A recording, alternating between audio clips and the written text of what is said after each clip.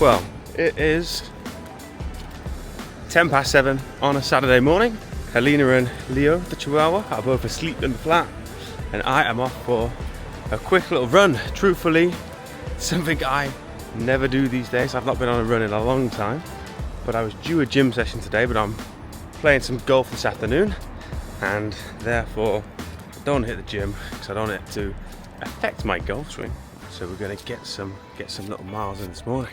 And then I've got some updates to talk you all through later on in regards to what's been going on in business, my life, why my YouTube videos have not been coming out at the rate I wanted them to, but why they're about to pick up again. But first, time to warm up on East Village's finest little climbing frame. I forgot how hard running is. Whew. The miles have been clocked in. The run was much harder than I remembered, but it was good. And we are now off to get some coffee and a little biscuit for this guy.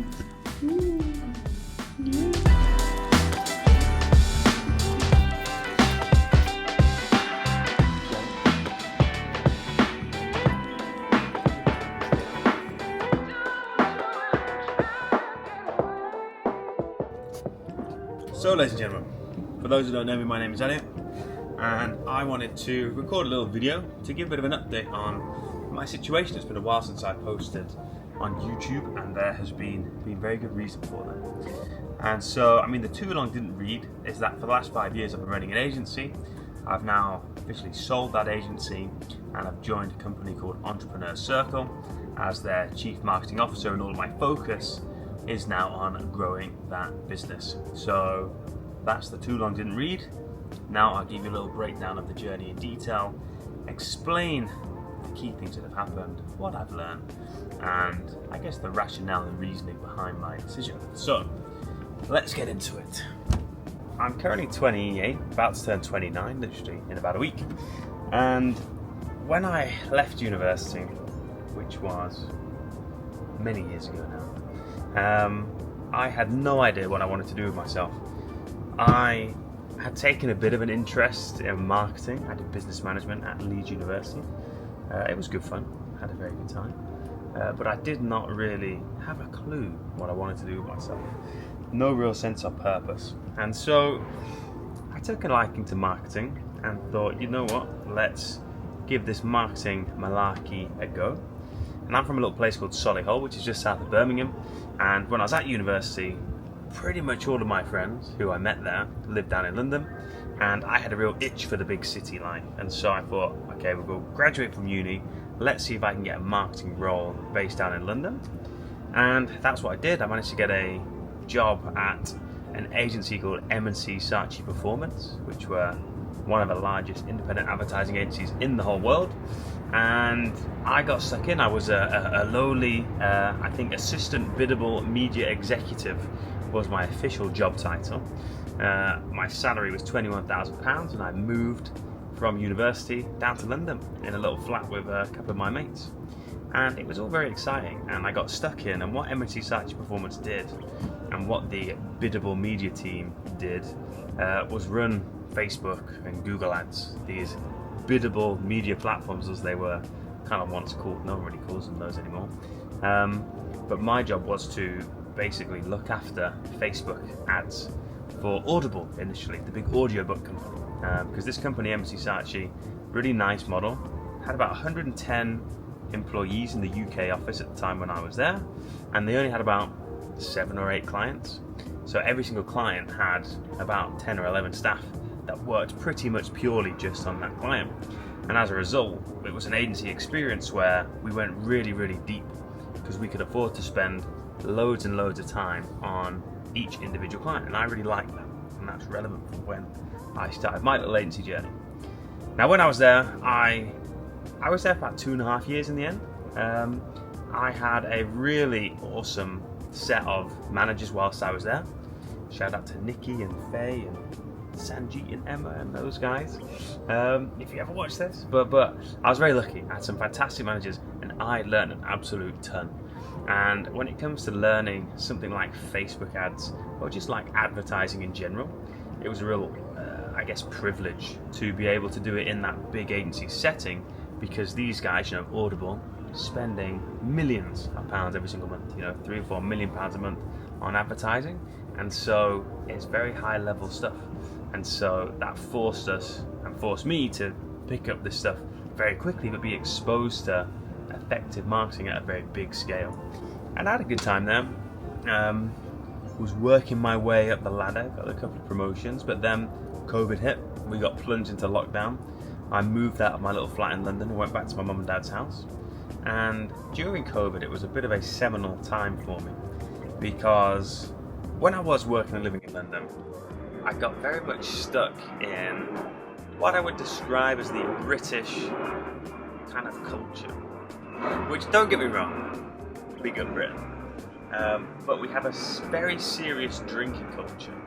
And what I found was, for the years of my university and also when I was at this agency, every Thursday we'd go to the pub, and then every Friday and Saturday we'd basically be in the pub with my mates, and it was like all we did.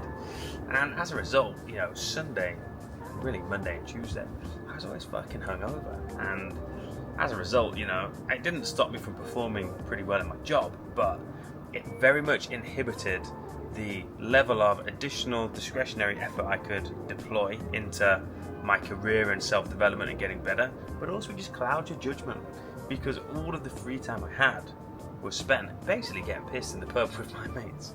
And don't get me wrong, we have some very good memories of that, but I was stuck in that cycle, and COVID was like a circuit breaker, because it meant I was out of London, at home, and all of a sudden all the pubs were shut and no one was doing anything. And so for me, I took that time, I started reading a lot of books, I started, exercising 2 times a day, and the fucking weather was beautiful as well at the start of COVID, which was nice. And I just went on this real self-development kind of mode, and read a lot of books. And there's one in particular, Chaos Monkeys, which is the story of a startup in Silicon Valley, which eventually gets bought out by Facebook, and it really gave me that itch to want to start my own business. And having learned these skills of running ads for these ginormous companies, I thought, let's go and take these, deploy them, and try and do it for myself. Because actually, during COVID, what I realised was that a lot of businesses, certainly in the UK, were very uncertain. They didn't know what the hell was going on, didn't know how long this lockdown would last, and therefore they could only afford to spend on things that they knew were going to deliver them actual customers and revenue in return. Any unnecessary spending had to be cut. And paid advertising, the stuff that I now specialise in, does exactly that. If you do it properly, it's entirely transparent, it's entirely measurable. You can see almost immediately whether it's generating you more money or less money. And so I thought, let's go and do this. I had a list of people in my personal network, through friends and family, etc., that I thought I could help, and so I reached out to them, started pitching them, explaining all the ways in which I could help them, and luckily 3 or 4 of them gave me a go, and I managed to sign up my first few clients. And just like that, my agency was born. I call it Botters, which is my kind of childhood nickname, if you will. Probably not the best name in hindsight, but it's, I have a good I quite like the name. My logic was that people buy people, and so I wanted to name my agency something to do with me, because at the start it literally was just me. And anyway, I went with Botters, and I called us a digital growth agency because we help businesses grow digitally, and we didn't just do paid advertising. We did paid advertising, landing pages, and then follow-up, because fundamentally my agency solved an outcome, which was more sales and customers for a business, and we couldn't just achieve that with paid ads. We needed the paid ads to send people to landing pages that actually converted, and then similarly, if we're generating leads, we needed those leads to actually have conversations and convert as well, which is where like automated email follow-up and all that kind of stuff came in. And so that was what we did, and lo and behold, it fucking took off. Because I quickly realised in the agency space, and this was 5 years ago, bear in mind, there are so many underqualified, just terrible agencies that honestly don't have a fucking clue what they are doing, because there's no prerequisites required to start a marketing agency, there's no qualifications, anyone can do it, and it's a very trendy thing.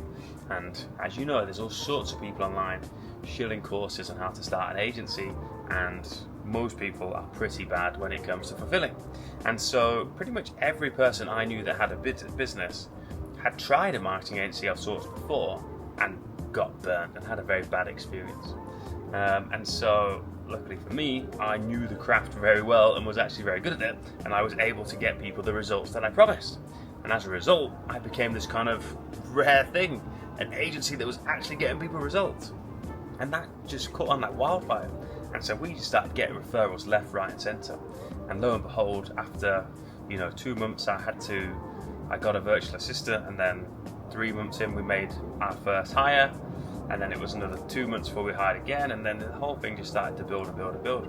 And it was really exciting because I just liked running ads, and then all of a sudden this whole kind of business was born and started to take off, and I was forced to begin to learn about managing and structuring a business and hiring people, and goodness me, stories for another day, because let me tell you, I was pretty fucking terrible at all of those things. Initially, it's been quite the journey. But anyway, agency grew up, and I fucking just loved paid ads, because let me tell you, when you figure out how to build a machine and you put money in one end and more money comes out the other end, that is the most addictive thing ever. And I just fucking love that. I could spend all day building machines like that. I also like psychology of marketing and understanding people's behavior, and in essence how to ethically manipulate it to persuade people to do certain things. It's just very interesting to me. So I have really enjoyed it. And so my plan with my agency, frankly, was to just do it forever.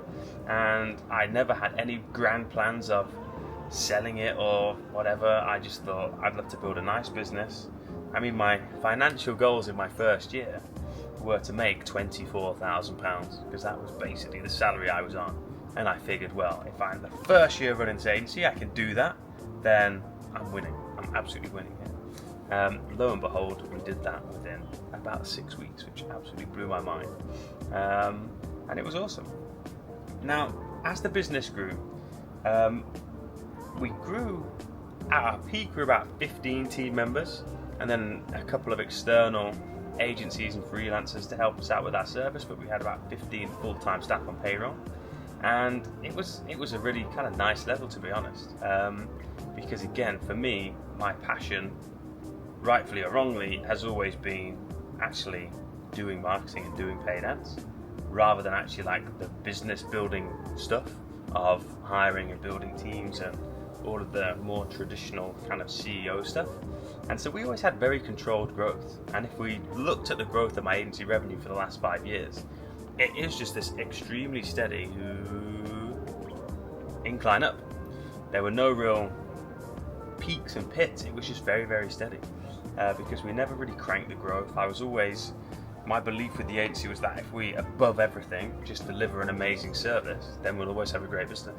Because if we're getting people the results that we promised, they'll be happy and they'll stay with us, and they'll pay us their big retainers, but also they'll tell other people, and we'll have a great reputation, and we'll have a waiting list of people that want to work with us.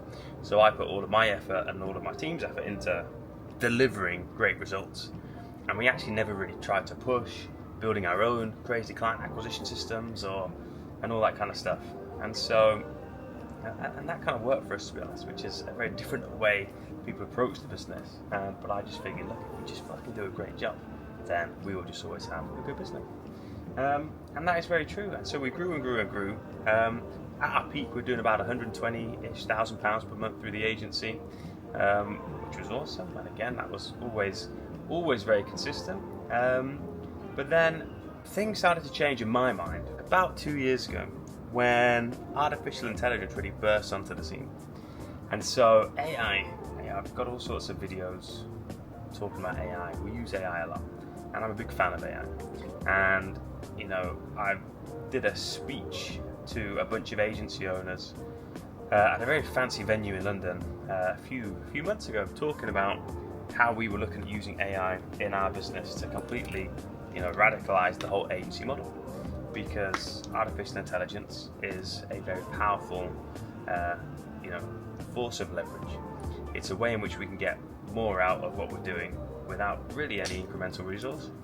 And from an agency perspective, I thought it had a chance to completely change the game, because actually, the agency model, the real downside with an agency model is that you need more people as you scale it, because you can only serve so many customers, so therefore if you want to grow the number of customers, you have to grow the number of people on the team.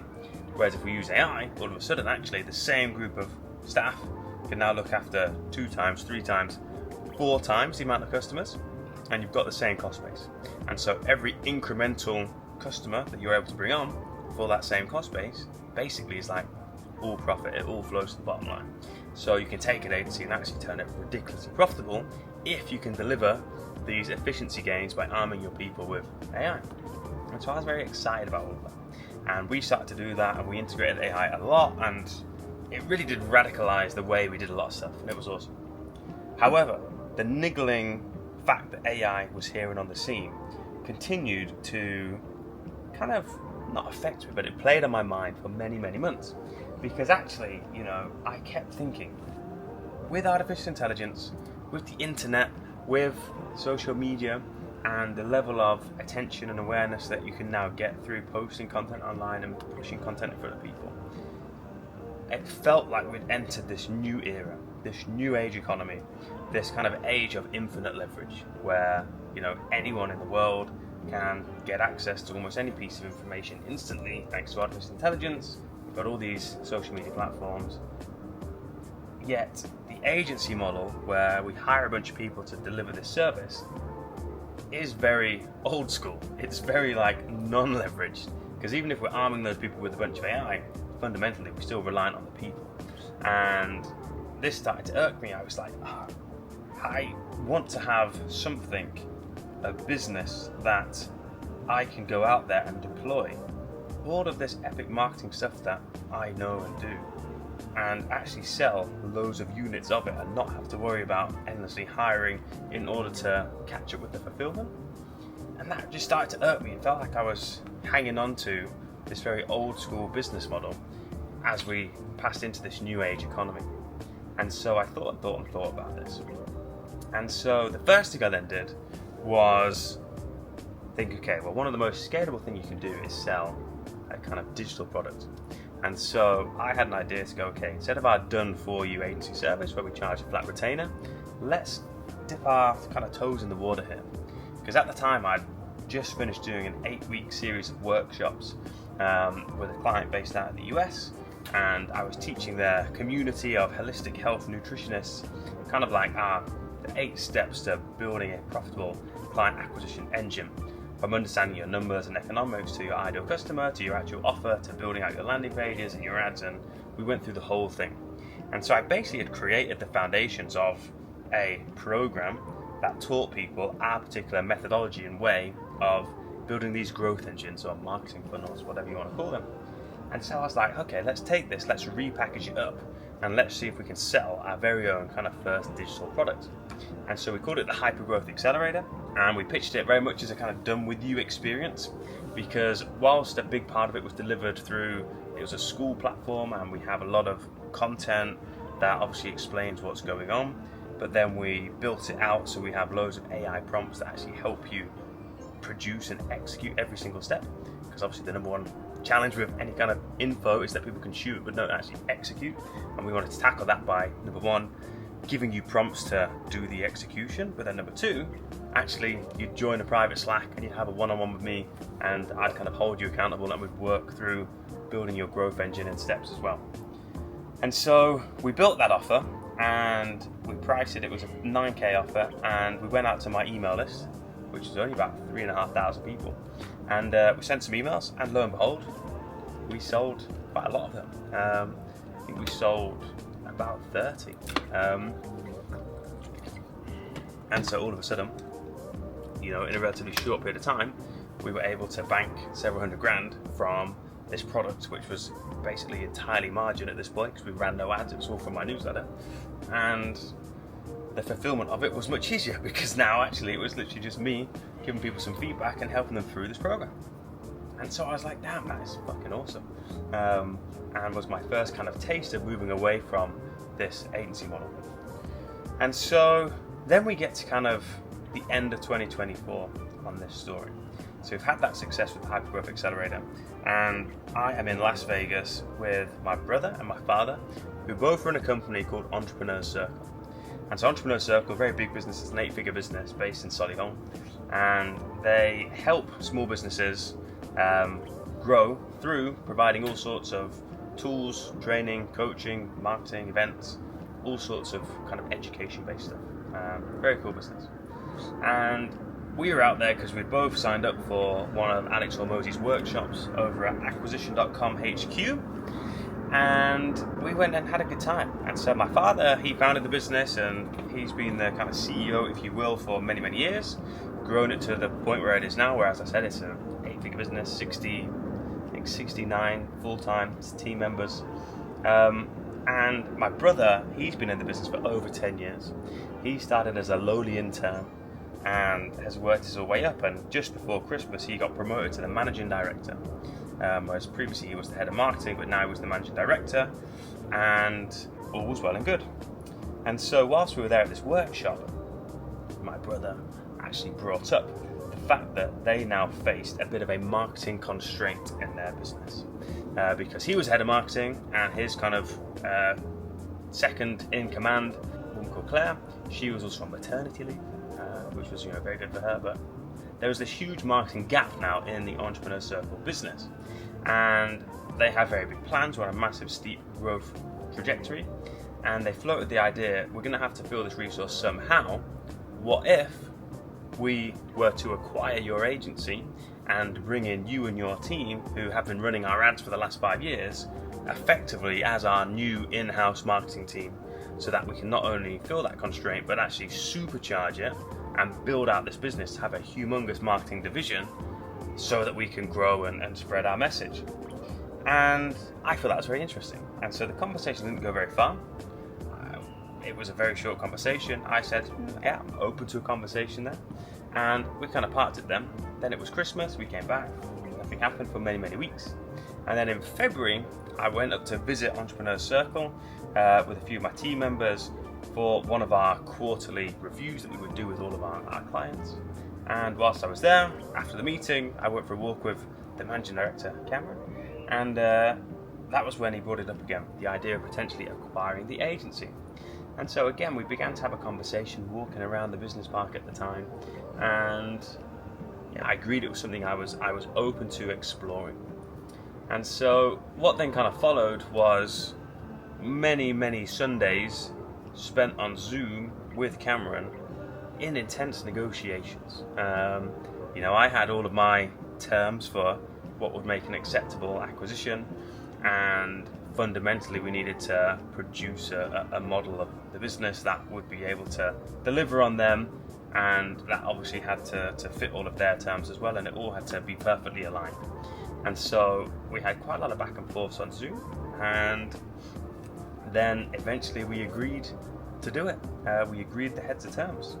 And so we agreed the heads of terms, and so officially on the 1st of April, Entrepreneur Circle acquired Botters.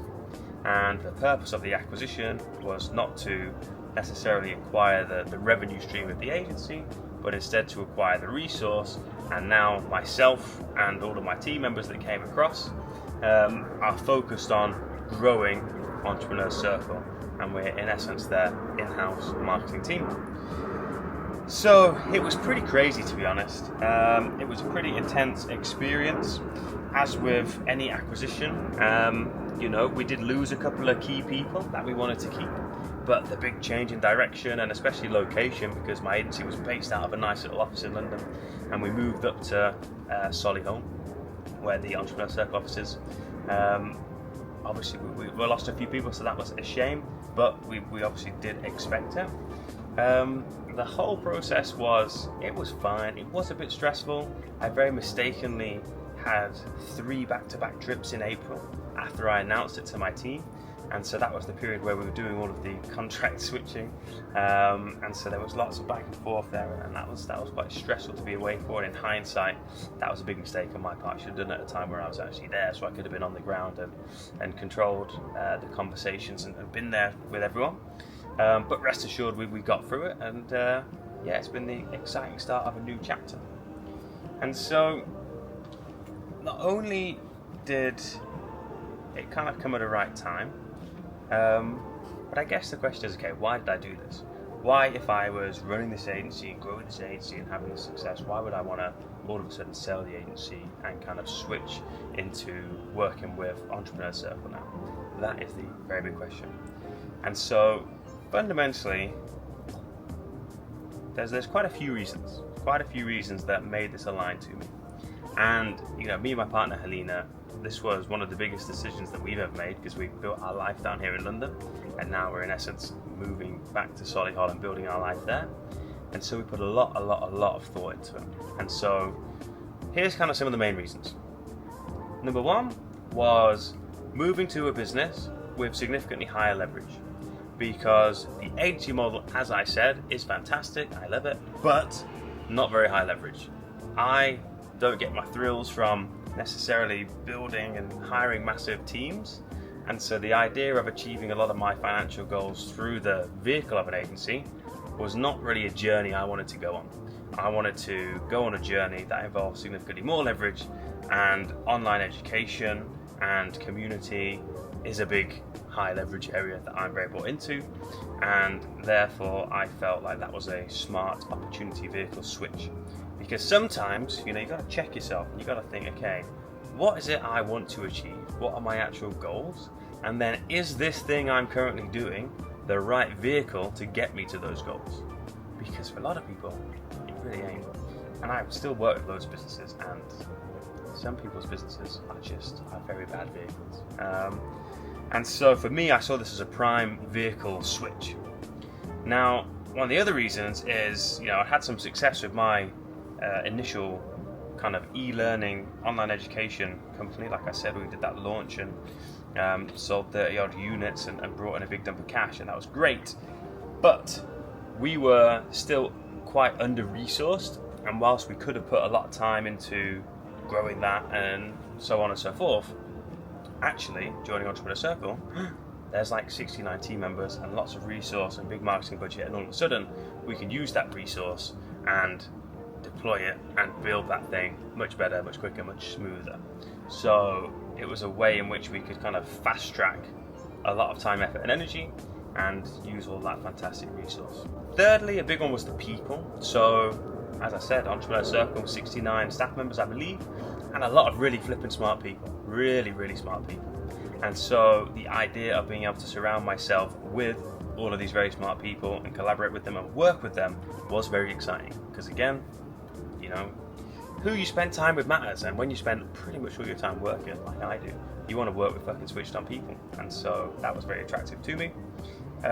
They just bought this ginormous £5 million office in Solihull, right next to the Gymshark offices. It's absolutely outrageous, it's fucking massive, it is unbelievably cool, and I was very excited to get in and work from there. There's no two ways about it.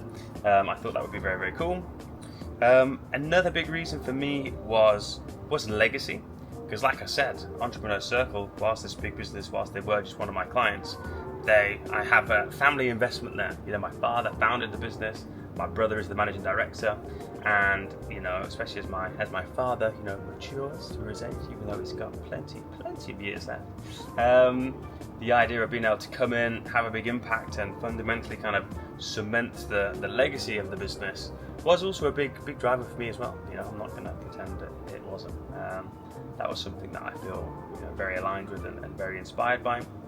That brings me on to the other one, which is actually like the mission of Entrepreneur Circle, because one thing about the UK is that it is pretty poor from a entrepreneurial standpoint. And so what I mean by that is the general attitude towards entrepreneurs is not particularly good, and the government, not exactly doing a bunch of things to facilitate entrepreneurship and make entrepreneurship, what it could be in this country.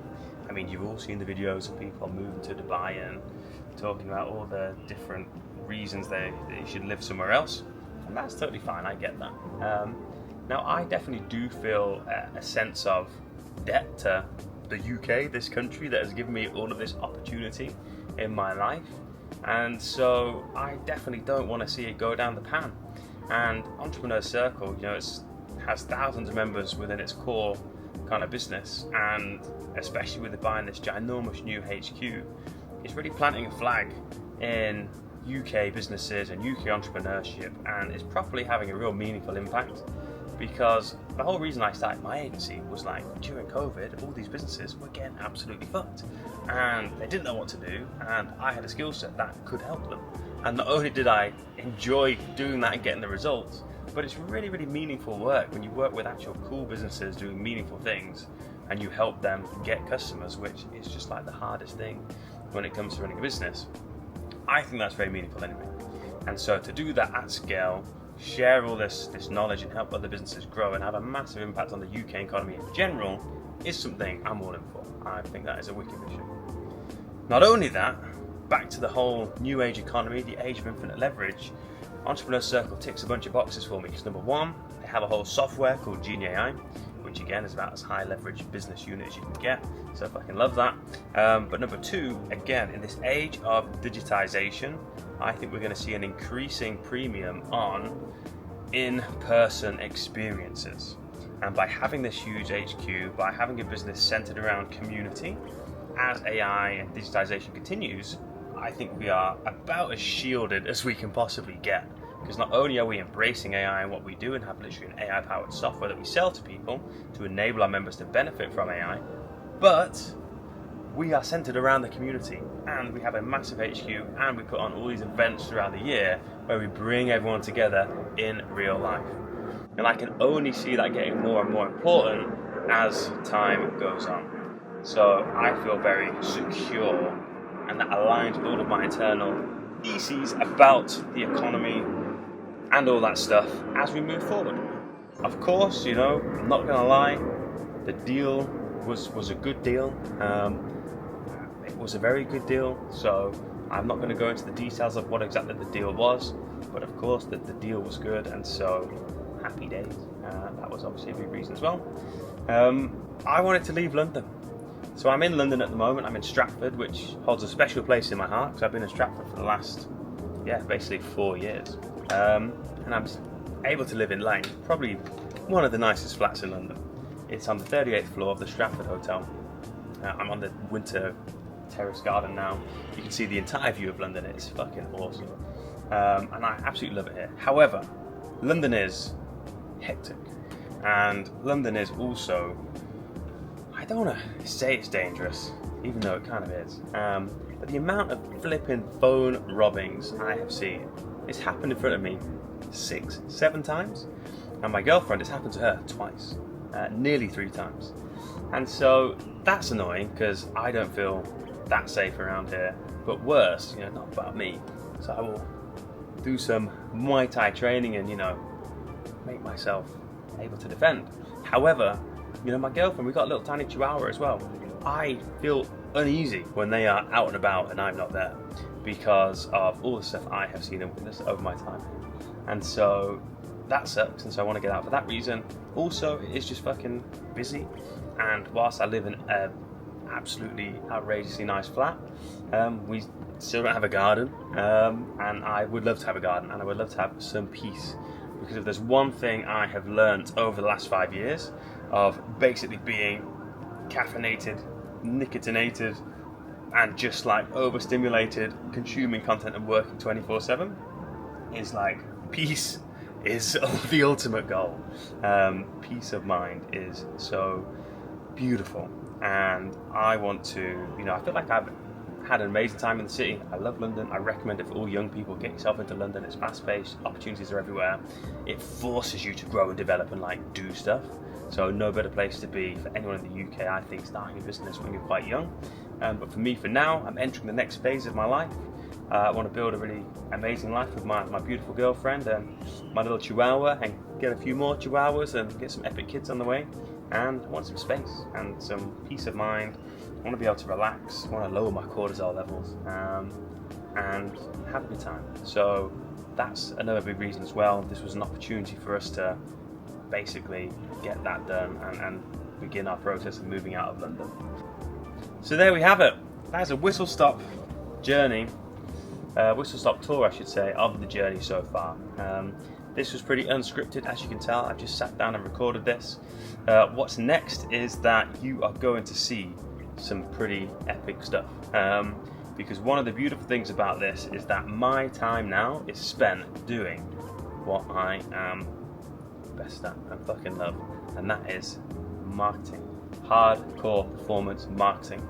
And so I'll be bringing this YouTube back with a combination of some vlogging bits to show you the behind the scenes of what's going on, especially in the whole new exciting world of the Entrepreneur Circle, but also lots of tactical performance marketing videos, how we can embrace the age of AI and actually win in the current economy that sits there.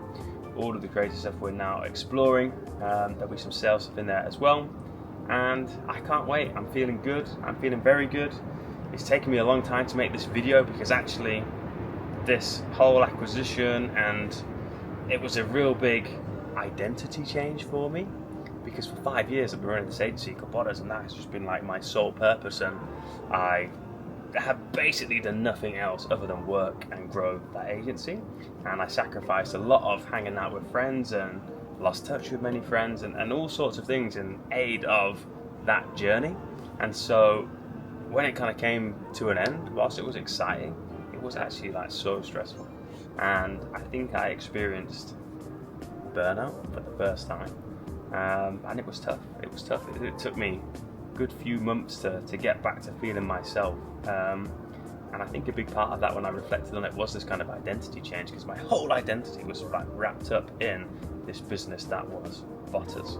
And now Botters kind of no longer exists in that form, and it has been bought, and we are now part of this other thing. And yeah, that was pretty interesting to digest. Whilst I knew it was the right decision, it took a while to get there, and also to feel comfortable talking about it. But here we are, onwards and upwards. It's 7:45 now on a Saturday night. I've been out playing some golf today with my good friend Mr. Tom Burdham, and I'm going to go relax now. But stay tuned for more good stuff. Peace and love, everybody.